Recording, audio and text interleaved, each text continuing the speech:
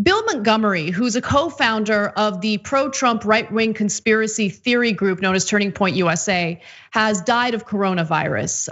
Montgomery, who started Turning Point USA in 2012 with young conservative Charlie Kirk, died at the age of 80 on Tuesday. Now, conservative strategist Caleb Hall argued that the pandemic has been politicized and there are unnecessary deaths as a result. Again, this is a conservative strategist, and here's a direct quote posted on Facebook. "I really wish people would just stop politicizing this pandemic and grow up while innocent people around us are dying. You have no idea how painful it is to be forced to sit at home while your loved ones or loved one dies alone in a hospital." Well, speaking of people who have politicized this and spread all sorts of misinformation, the co-founder of Turning Point USA, Charlie Kirk, has downplayed the pandemic over and over again, downplayed the importance of wearing a mask. And he shared his own thoughts on the passing of Bill Montgomery, saying, quote, "I can't put into words how saddened I am by the death of my dear friend Bill Montgomery." Well, if you genuinely value people around you, then don't spread misinformation about this virus. And that's exactly what Charlie Kirk has done. I'll give you a few examples. There are many more, but I'll give you a few. Kirk stated that he believed that the elderly and those with pre-existing conditions should self-quarantine. Outside of that, however, he has questioned the vast majority of public health proposals to limit community spread. On the Sunday edition of his podcast, Kirk said, quote, "Do not force me to wear a mask. It's that simple. I'm not gonna do it, I'm not." Now remember, a lot of young people will contract coronavirus, have absolutely no symptoms, but they can spread coronavirus. That's why it's important for everyone to wear a mask, including young people like Charlie Kirk. He also said, "Every single time I go into one of these grocery stores, where's the mask?"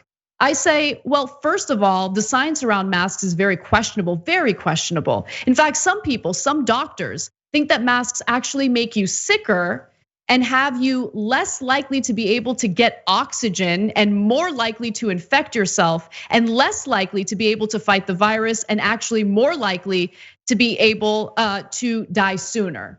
So those are the kinds of statements that Charlie Kirk has made, Aida, in the past in regard to wearing masks. As we know, multiple studies have shown that masks do stop or slow the community spread of the virus, which is incredibly important. And elderly people don't live in a vacuum. So to say that elderly people should just self-quarantine and everyone else should just go about their day as if nothing's going on is ridiculous. And we are seeing some instances of young people dying from the virus as well. So, this type of misinformation has been so destructive to the country overall. We have more than 152,000, or nearly 152,000 Americans dead as a result of the virus at this point, and the numbers keep jumping up. There are real victims to this misinformation, and it's also hitting conservatives who they work with, colleagues who they claim they love, but they don't change their messaging at all. The children that are dying, a dog died today. What's interesting is you don't have to listen to Republicans and Democrats. I was in the hospital a couple of weeks ago for a kidney infection, and when I got to that hospital, they took my temperature. There was a certain level of screening. The doctors and the nurses took care of themselves in a way that that coronavirus is real.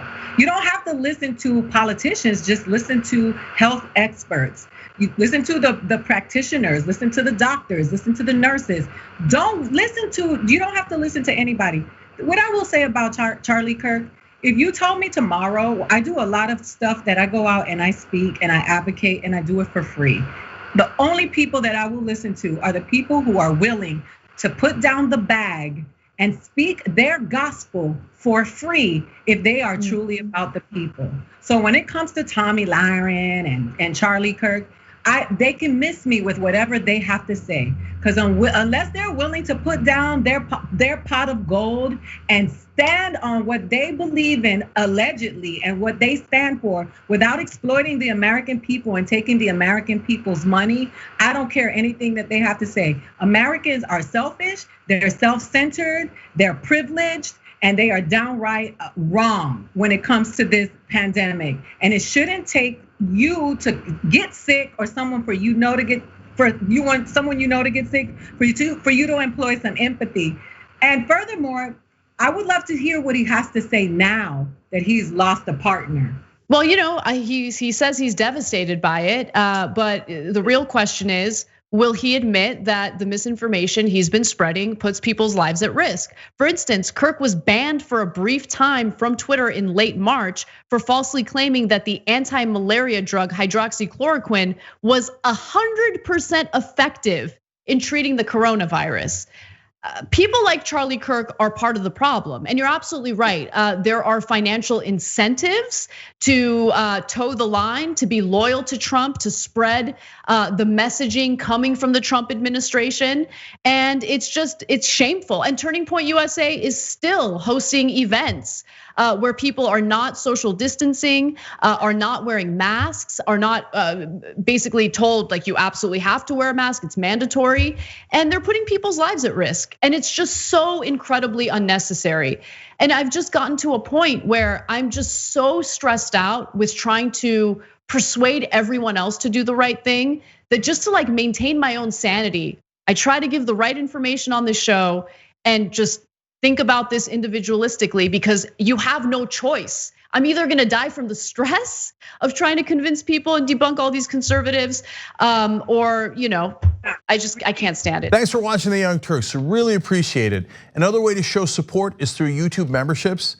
You'll get to interact with us more. There's live chat emojis, badges. You've got emojis of me, Anna, John, JR, so those are super fun. But you also get playback of our exclusive member-only shows and specials right after they air. So all of that, all you gotta do is click that join button right underneath the video. Thank you.